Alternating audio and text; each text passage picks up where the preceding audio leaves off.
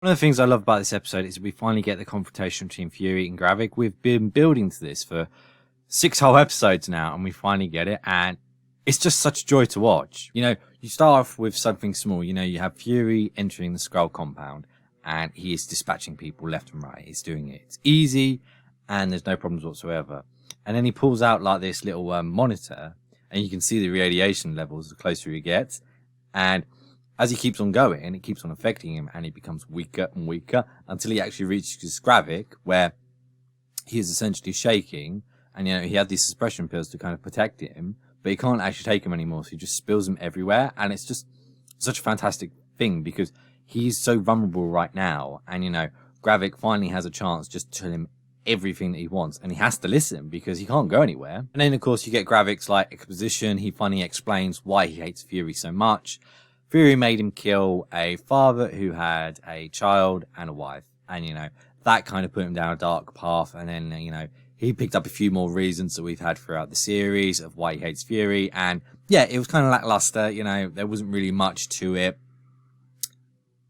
Yeah, it was all right, but it was acted the hell out of. The guy who plays Gravik did an excellent job of portraying how much hatred and emotional turmoil he went through in this journey, and I do really enjoy his performance in this. And, you know, having him have a back and forth with Nick Fury and Samuel Jackson, it really, really compliments him because, you know, we get closure. We finally get closure for what we wanted this whole thing.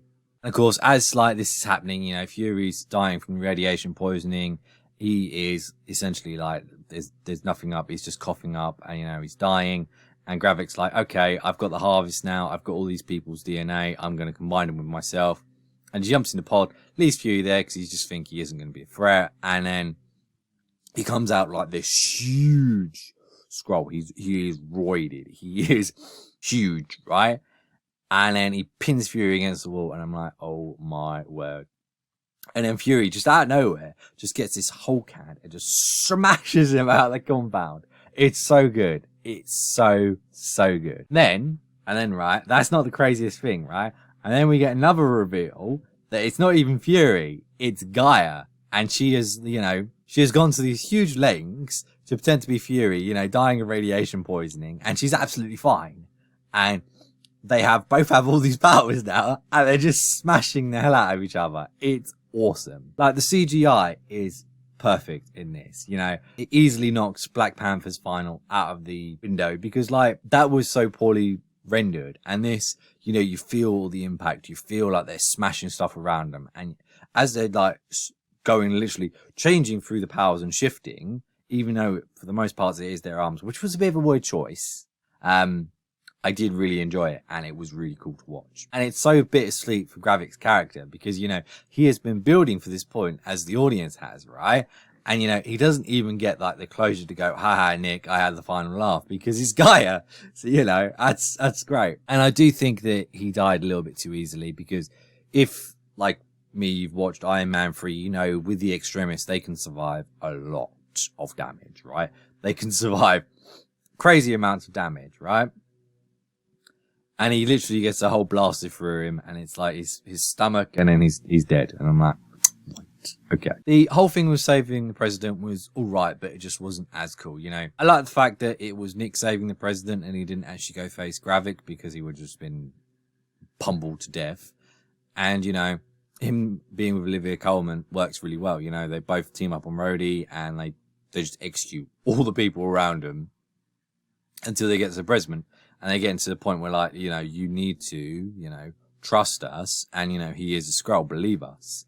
And, like, the guy who plays the president has so many, like, emotions that he goes through whilst just sitting in a bed, like, confused as hell, you know, angry and, like, resentful. And then when Rhodey is finally revealed, because he pulls a gun on Fury, you know, we get the reveal of his skull, and the president just has, like, such disgust in his face and his actions, and you can, like, feel, like, how much he resents all the choices that he's made up until this point because he's been misled by Rhodey.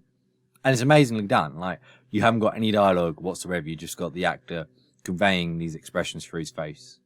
Brilliant. The ending was a bit empty because, you know, it really had, like, nothing throughout, and then, like, literally, you know, Fury came from Sword, and then at the end of the series, he goes back to Sword. Like, nothing really fundamentally changed, you know. Even with the president announcing that he wants to kill the Skrulls, and, you know, set up, like, all these vigilantes, and people are literally just shooting like public officials and stuff like that. And sometimes they're not Skrulls, sometimes they are. So, you know, he set all these things into motion, and Fury just gives him a phone call and then just buggers off and pisses off the Sword. Which, yeah, okay, I get, but, you know, unless we're going to get season 2, you know, this isn't really something you'd leave as a cliffhanger. Just leave it as a phone call and go, oh yeah, you know what, I've done my bit. The world's safe. You know, you people can just kill each other. I'm just going to go back to Sword. That's it. But for what it was, I enjoyed the episode. I thought it was a good episode. I would have liked a little bit more, maybe continue it for another 2 episodes just to wrap everything up with the president and stuff like that, and then go on. Seeing that Rhodey was kind of like crippled was a really nice touch as well, because, you know, he can't walk without leg braces, so having him being like taken by the Skrulls and then, you know, just not being able to walk, very nice touch. Yeah. What did you guys think? Did you guys enjoy the series?